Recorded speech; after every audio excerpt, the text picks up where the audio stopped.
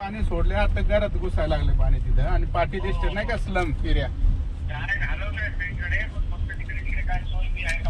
हो साहेब मी नक्की निघालो आता सगळी टीमला बी बोलवलं तिथं.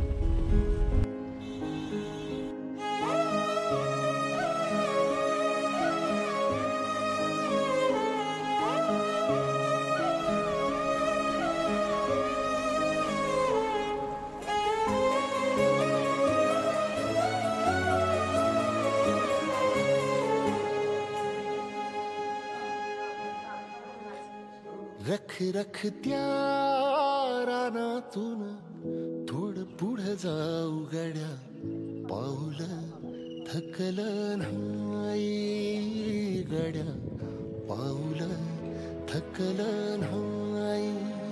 सुकलेल्या भाकरीला पानसंग खाऊ गड्या,